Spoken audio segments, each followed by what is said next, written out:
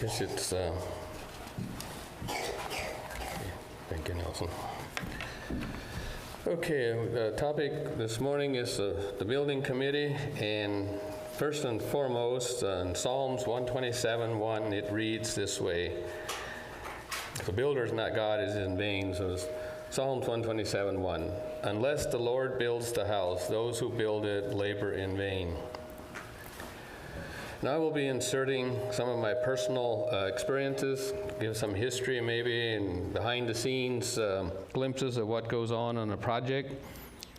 So if I say I and we, I hope you don't think that I have eye problems. It's just, it was a church project, and it's not just me or the committee. The committee just does all the groundwork and information gathering. And I don't know how else to relate my experiences without, sharing my personal experiences. And I, too, didn't have any training beforehand. God, it's a little bit like you get the test first, and then you have able to make lesson application, not like the school where they give you a week's lessons and then they give you a test. Or like child training, it's the same way. The little child will give you the test first before you get the lesson, then you can make the lesson from that. So, in real life, it's basically the same. You always get the test before the lesson. Just last Sunday, in last Sunday's Sunday school lesson, we discussed a little bit on it today also. It's about Tower of Babel, how they provoke each other to try and build the tallest building and make a name for themselves. In a sense, they were rebelling against God, from which he had told them to disperse and spread out. Hebrew 10:24 reads and says, "Let us consider how to stir up one another to love and good works. So just as well, things can be accomplished for good if we provoke one another to good works." What is the role of a building committee? Because a committee is a small group of individuals appointed or elected to perform certain tasks that cannot be done as efficiently by the entire church membership or educational organization if you're, of course, building the school. This person should be mature, not just in their knowledge of the church and their responsibility, but also their faith. They must be able to put their church's needs above their own personal wishes in order to properly guide and instruct the committee their tasks. A good leader won't sow discontent, but rather will seek to bring out the best of each and every one of your committee members. Needs to be ensure that what's done, that it's done and what's agreed upon, not only coming up with a design, but actually getting something built. The committee is established by the church, therefore is responsible to the church for the report on its work. This can be done by minutes or taken some other minutes taken at the meeting or some other reports. The committee should be made up of different talents. For instance, not all need to be of construction or building, something to do with what's going on, lighting, sound system, electrical, landscaping, can be for outside appearances. And of course, in a major building project, like I had a friend of mine, good friend that was involved with the General Motors plant down in Fort Wayne from pretty much the onset. And he said before that project even started, they had everything down to the last tree or landscaping bush planted. Everything is laid out before it's even started. And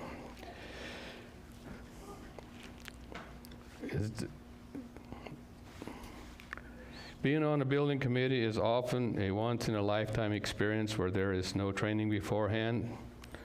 It's on-the-job training, and like I mentioned, it's a test before the lesson. And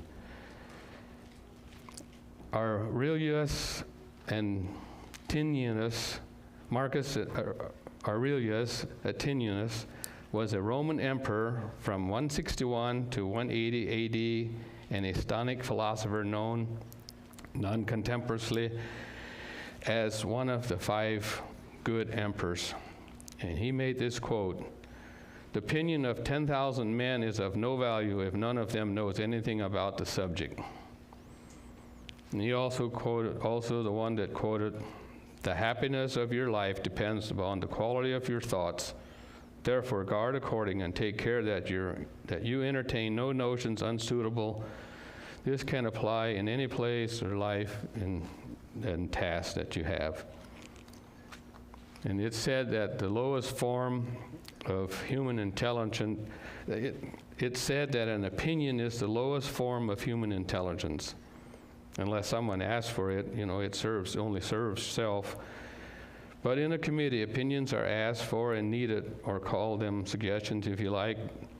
But be assured, opinions do come forth. And that's not a bad thing unless someone is so biased they won't listen to others. And of course, that'd be a bad thing. Here at Clay Street, we always elected 2 brethren, and the current secretary usually was on by default.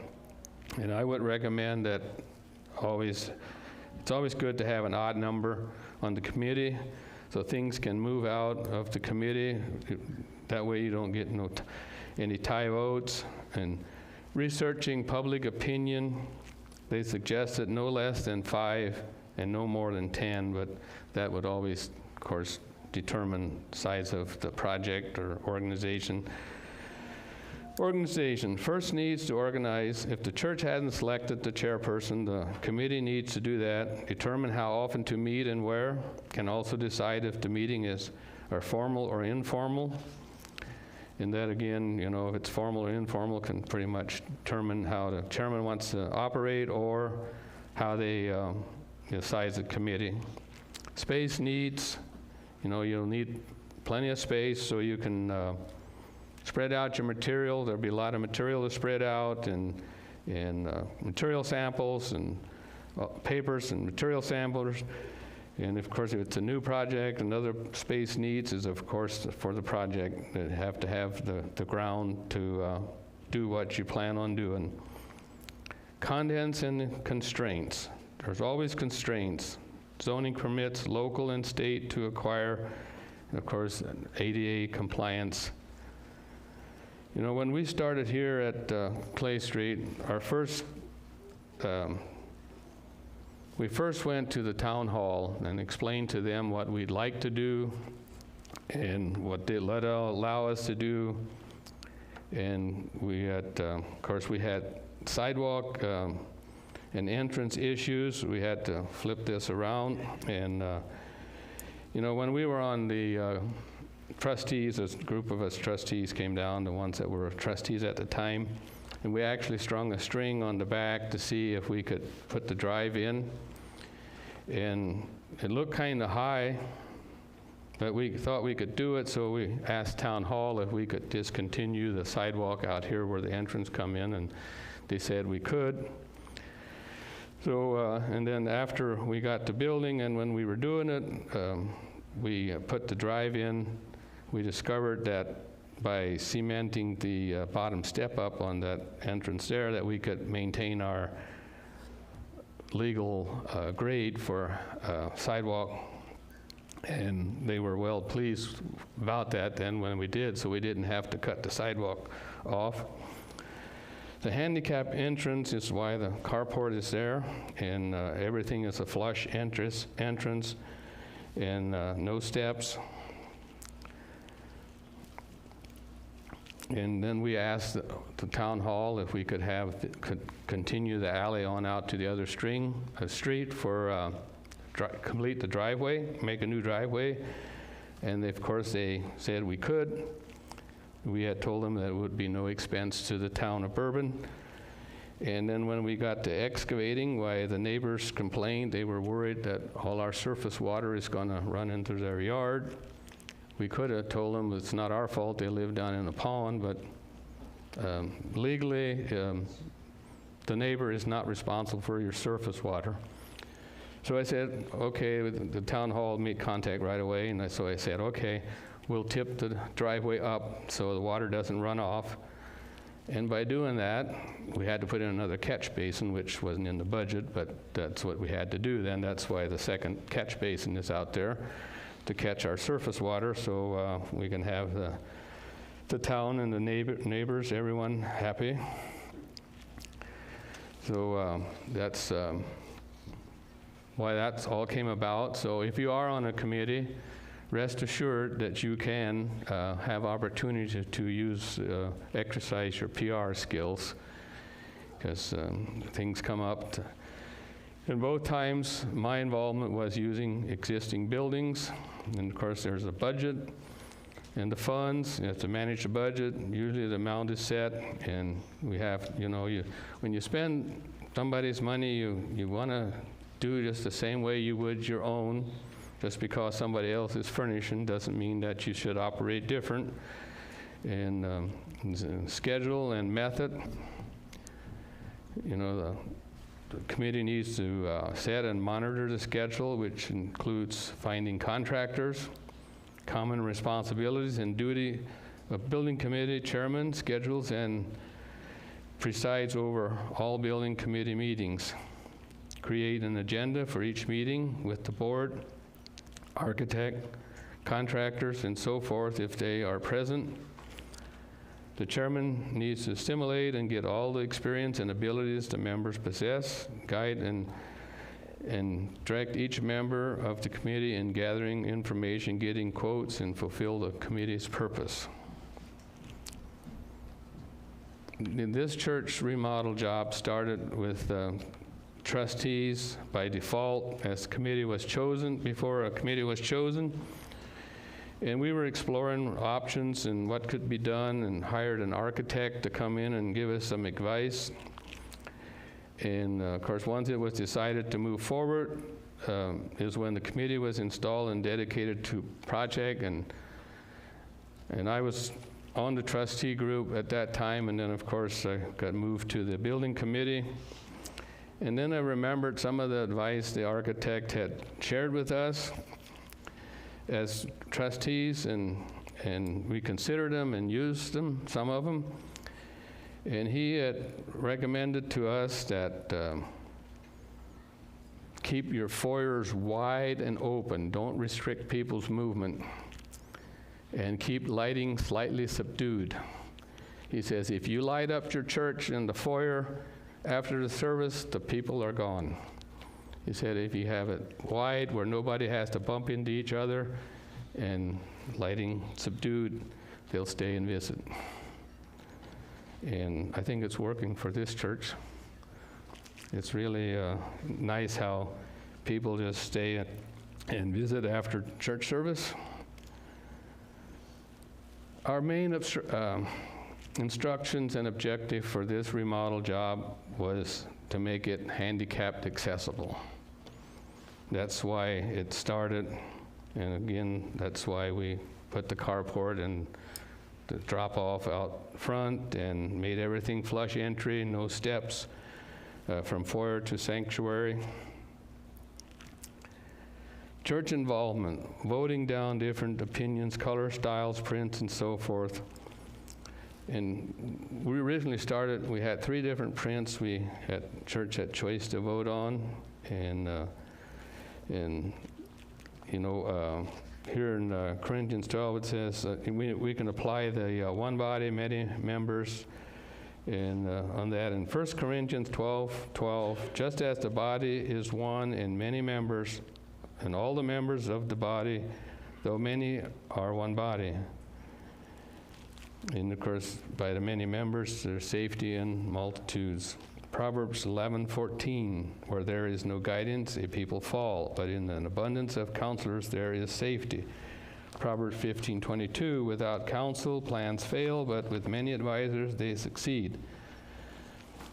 So, yeah, with many advisors they succeed. So you see, it's because of you, everyone, why things like that succeed. It's not just a committee.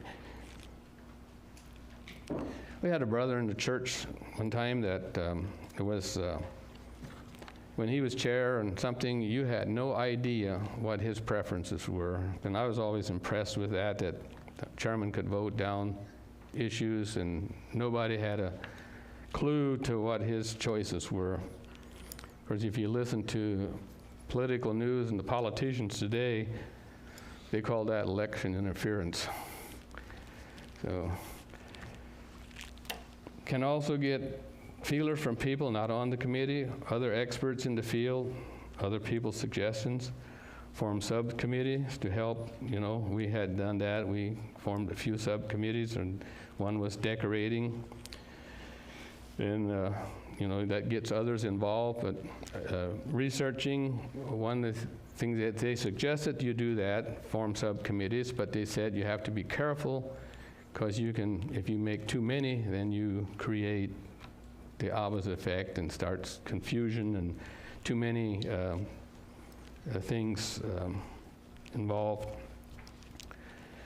One of the things, you know, like get others involved, you know, we're trying to put a house print together and we were struggling with one area and we just showed to one of our daughters and she said, well, just do this. And well, of course, you know, it's so easy, it's brilliant, you know, and we couldn't see it, but just like that way, you know, other people, so it's good to get other people involved.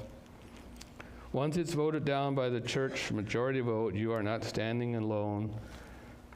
You know, in early years, I could have taken it personal, but I realized once it's voted and decided on, if someone has issues, it's with the whole body. It's not just with you as the individual. Sometimes the committee needs to make instant decisions. Contractors will come to a standstill with a problem, or other suggestions come up during constructions, or it will be better end results. And I remember I was at a place of work and got a call, and we had said we want 24 inches overhang on the building, and then the little basement stoop there had a 24-inch overhang on there, and they didn't like what it looked like, so they called me up in for an opinion, and yeah, the stoop was saying, here I am, look at me. And so we said, sorry, take it off.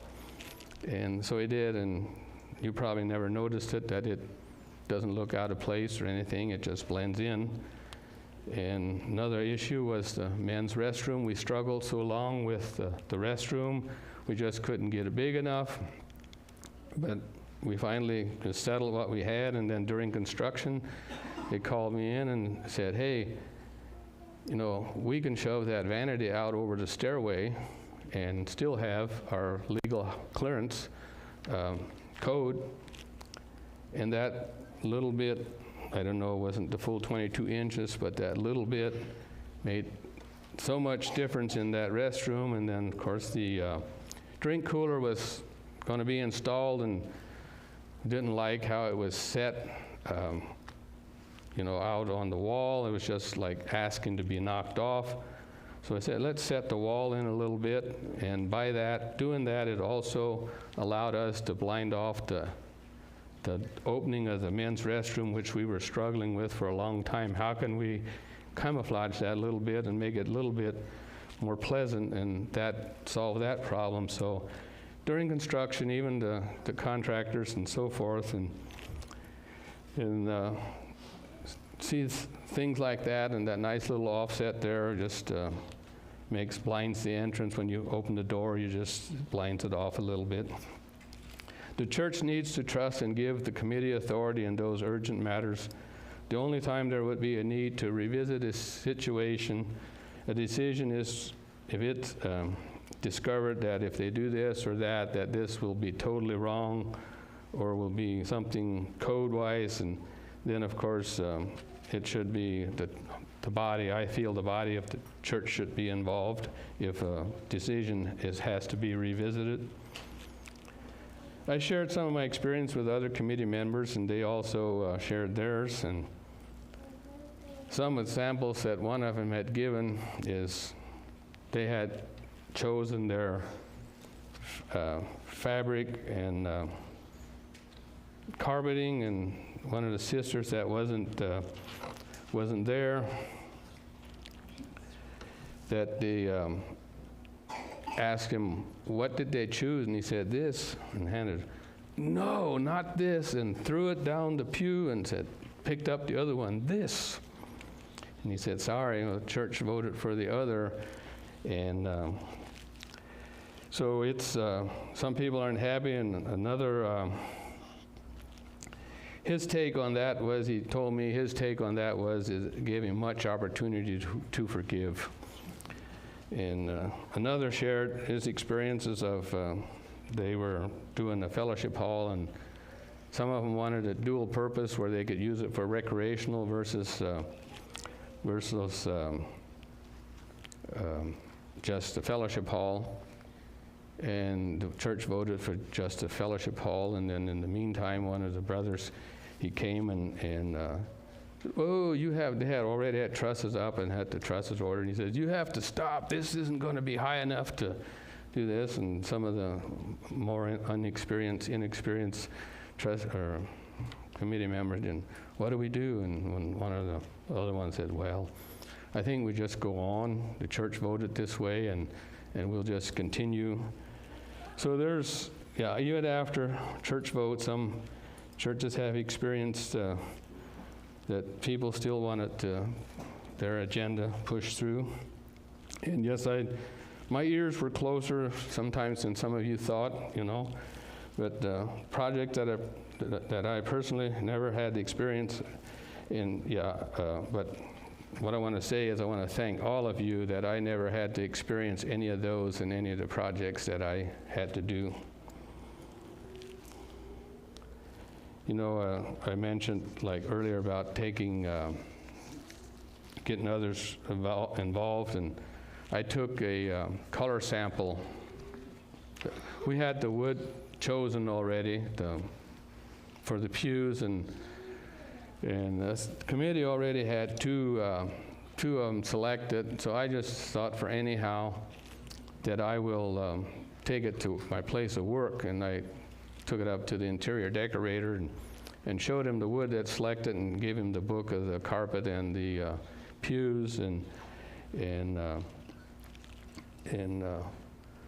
showed her, and she just a few moves, she had selected another color, and I looked at it, whoa, you know, that's a little different from what we had selected. We just kind of stayed with what we were used to, you know, the blues and the greens, and so we brought it to committee, and we said, yeah, let's add it. And so we did, and then we had the 3 to vote, and the one you're sitting in was passed by way majority, and that's the one that was picked out by other than the committee here. And we were youth sponsors at the time also, and we had our work books and things in the vehicle, and one of the youth girls had seen it too and said, oh, I like that one. And so, yeah, so it's pleasing when you have, you know, it was passed by a very majority margin, and it's always pleasing to know when you have clear direction which way to go. You know, my experience is that you can't please everyone at the time it's going on, but for the most part, the finished product seems to be most are satisfied.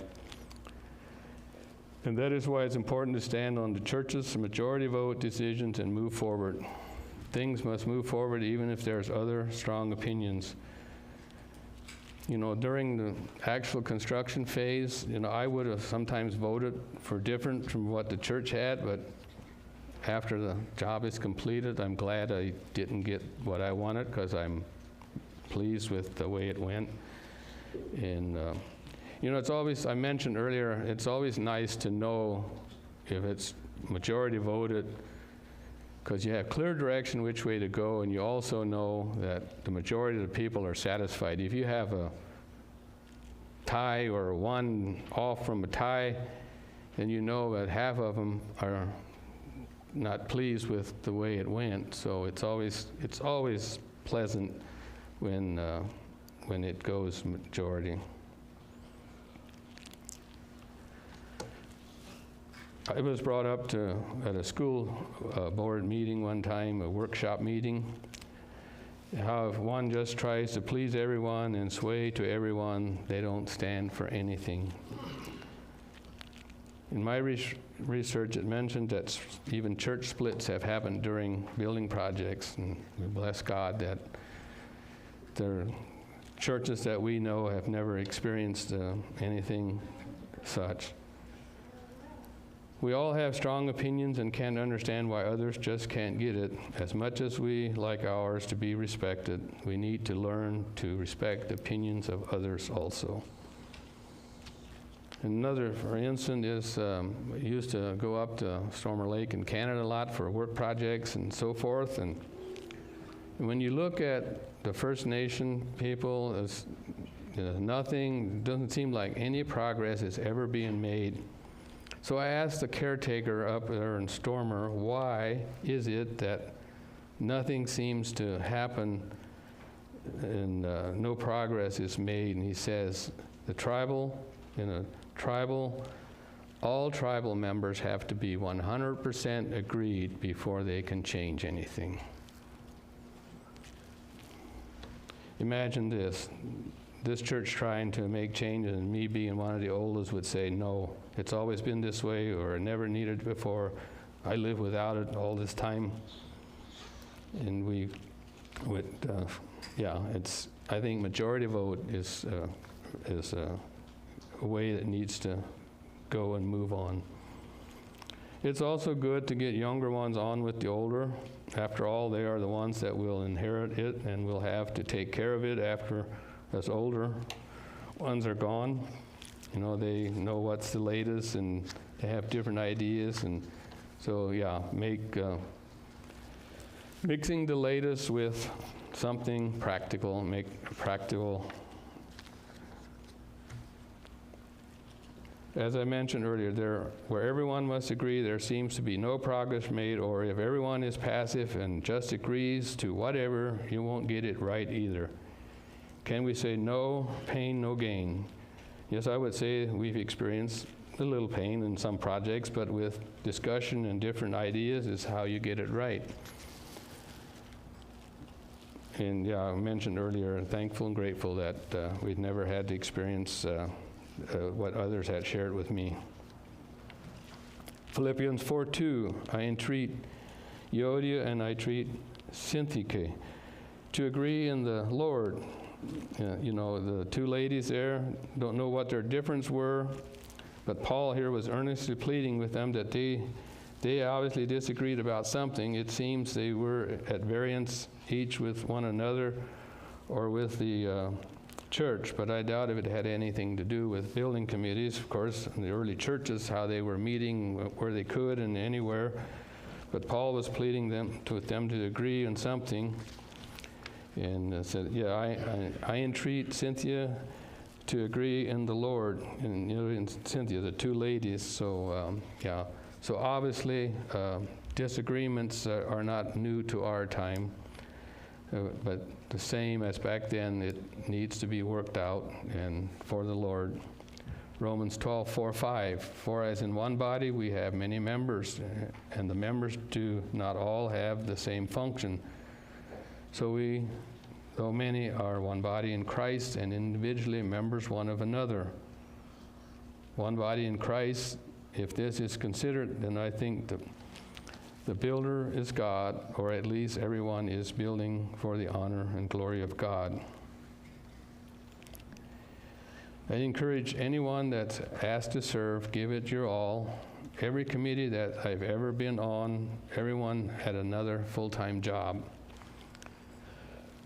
So if one's not careful, you can get where you don't do more than you have to. Like reading the minutes just before the next meeting, and then, oops, I missed that one, and then the frantic phone call, and does that sound familiar to anybody? If not, why then you know what I do sometimes. I try not to, but it has happened to me where I miss something, and then in Colossians 3:23 it says, whatever you do, work heartily as for the Lord.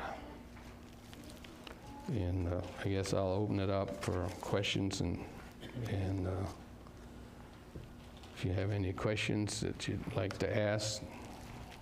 Not the only thing I'm familiar with is the projects that we had done here. How do you deal with really loud opinions? I mean, maybe it wasn't here, but I know you did projects at work too. How do you deal with, you're trying to lead a project, there's some really loud opinions. What do you do with that? Well, here, yeah, like I said, here it wasn't, it never got to where it become out of hand, or not in the building committee, but there were times when people were, of course, they would have rather had it different at the time. But at work, I don't know, how to answer that question. It's only one time I had to kind of go against the one opinion was pretty strong, and it was so wrong, and it would have been wrong, that I finally made the decisions to do it the right way. And if it wouldn't have been done the right way, why, it would have been some major consequences. Would have had to redo all the major structures as far as the scaffolding that was at the workplace.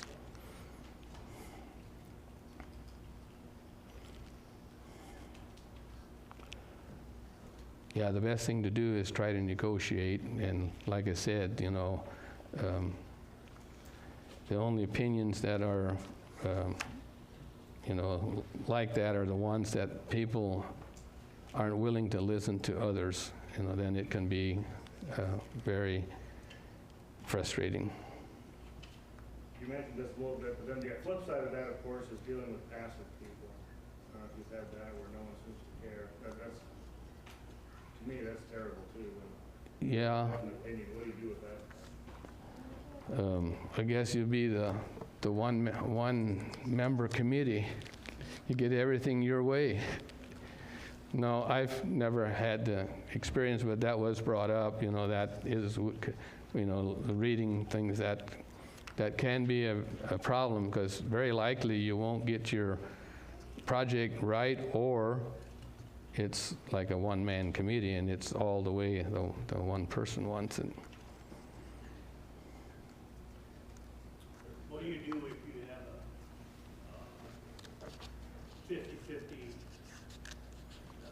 vote, and how do you move forward on that?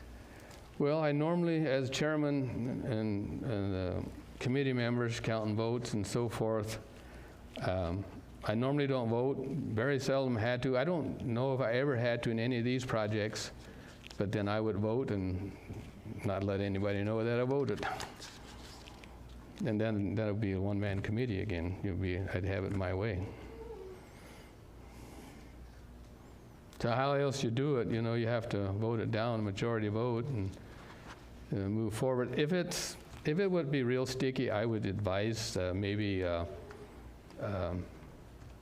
more dialogue and more discussion. If it was really, really strong opinions on both sides and divided, I recommend maybe more dialogue. Maybe even more time? Yeah. The problem with passive people who could be dealt with is what I've heard called the McDonald's approach, where somebody can't decide what they want. You suggest something so blatantly disgusting that they can't help but have an opinion. That would work or not. Yeah. Like in the case of if your wife can't decide where she wants to eat, suggest McDonald's, and she'll like come up with a suggestion. Yeah. Would help in making a decision, but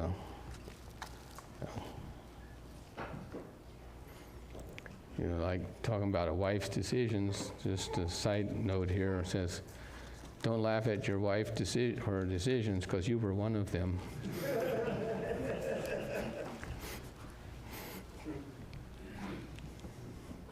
Do you have fun or trouble dealing with people, or do you just get along generally with most everyone?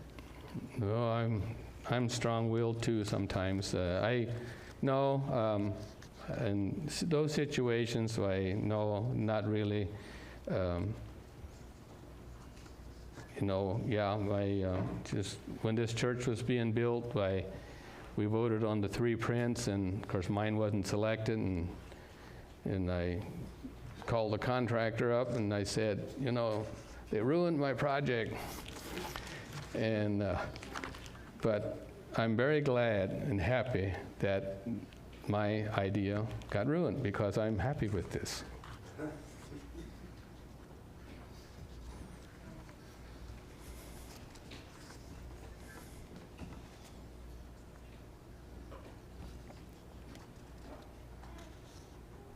Any more? So if not, I guess I'll turn the time back over to Scott.